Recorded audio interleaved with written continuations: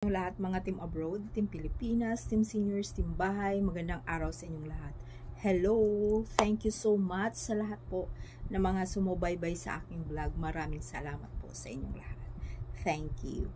So, ito na nga mga palangga. Sobra ang pagkakalabas noong kwento or talagang gumagawa sila ng kwento party kay Alden para lang talaga yung katotohanan, yung fake nga kasal. So, single-single, ayan. Ayan na naman yung pagja-jogging na yan. Alam nyo, grupo talaga sila. Grupo yan silang naglalakad o nagtatakbo. Ang dami nila. Tapos yan na naman, pinaghinalaan na naman nila yung kasama nilang si Mitch. Si Mitch nga, mayroon siyang syuta.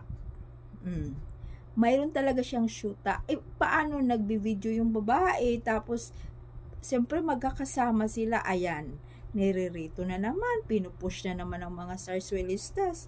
Ayan, yan na naman pinag-usapan sa mga showbiz, dyan, vlog, sa mga showbiz vlogger, diba? Sa mga, dyan sa social media, siya na naman ang bunot.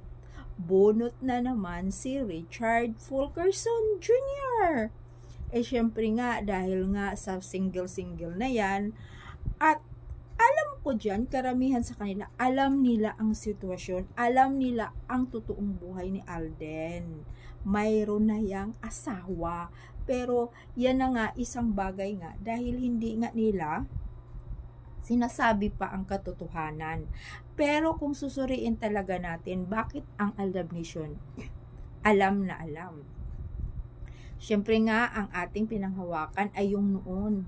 Hindi sa ngayon, puro na lang ngayong kalukuhan ng kalukuhan. Para lang talaga mawala ang mga Aldab Nation. Yun lang naman na talagang iwanan ang kanilang love team na Aldab Nation. Diba? Yung Aldab or Aldab Nation. Kasi ang Aldab Nation tayo, diba? Ang Aldab silang dalawa ni Maine at saka ni Alden. Marami talaga. Dahil napakarami talagang fans. World Guinness Records pa naman, diba? Paano hindi sila talaga sikat? Sila lang ang nagka 40K na dutan for 24 hours or less than 24 hours.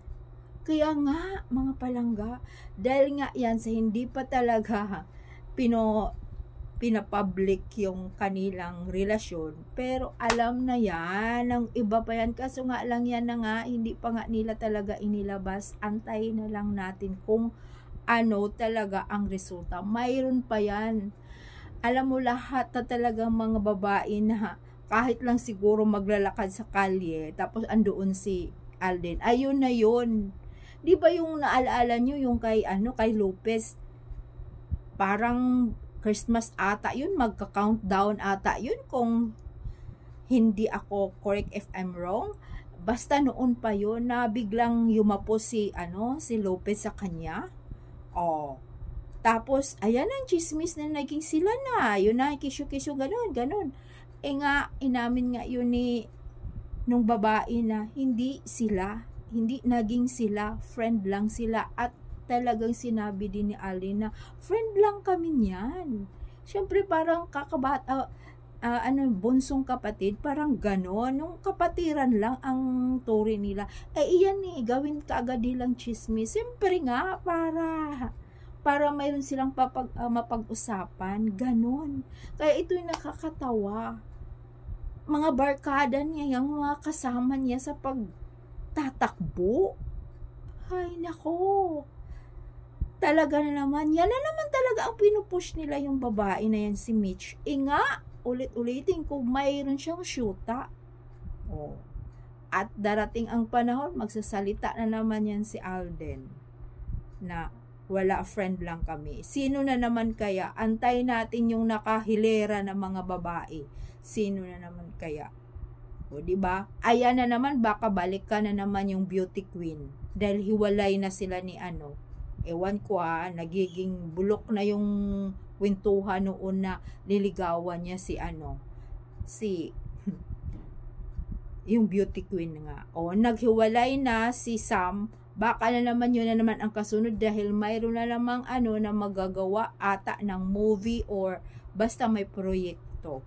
Tapos pero yung itong latest parang, diba sa bingo silang dalawa ni ata ni Julia, pinagchismisan na naman, si Julia mayroong Gerald. Paano na kaya ang mga tao na yan, Minsan talaga, siyempre ganun nga sa showbiz, pero yung, siyempre yung si Alden, tatawanan na lang niya yan. Tapos mayroong nasasabi, bakit pa kasi hindi nila aaminin para huminto na yung mga kaguluhan na yan, dahil naguguluhan na rin yung ibang mga Aldab Nation. Sino ba talaga ang tunay na asawa? Ayaw nyong maniwala, sinabi na nga, tayo na nga ang nagsasabi, kahit ako sa vlog ko, si Maine nga ang original, na siya nga ang pinakasalan, hindi, yung iba naman kasi mas naniniwala pa yung mga bulok na pinapalabas ng mga sarswilistas na yan dahil yun ba ang nakikita nyo sa TV? Hindi nga, totoo yun kalukuhan lang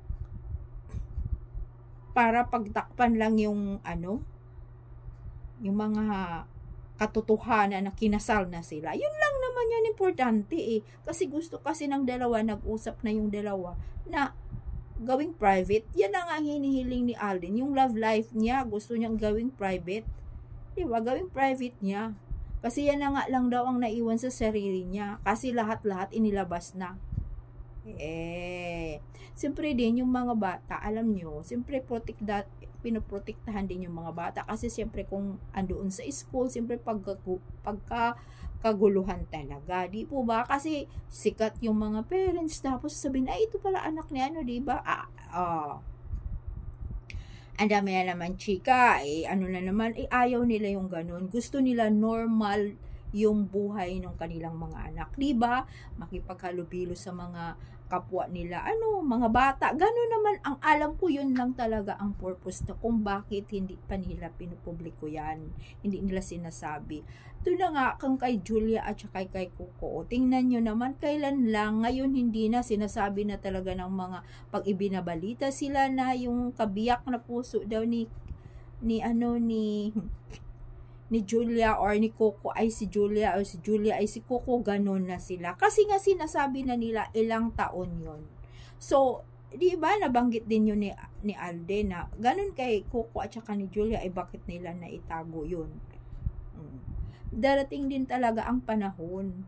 Tapos di ba nagka-movie sila ni Julia at saka ni Alden, ni chismis din. Kahit ayaw nila yung ayun mga sarsulisas, panagdidiinan talaga, ayaw nga. Hindi nga pwede, di ba? Kasi yung sa side ni Coco ay magkakamag-anak sila ni Mingay. Tapos syempre tingnan mo, very sweet sila. Siyempre alam nila yun Very sweet sila ni Alden at saka ni Julia. Chinichismis, di ba? So para lang kasi hindi pa yun that time ata na yung movie nila na sila talaga ni Coco na na nilabas na nila sila na talaga.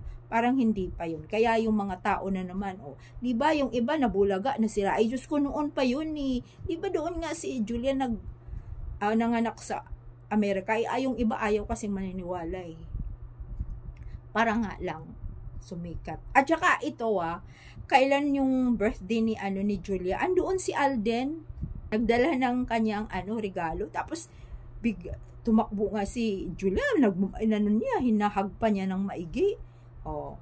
Di ba hindi na chinichismis dahil nag-amin na sila.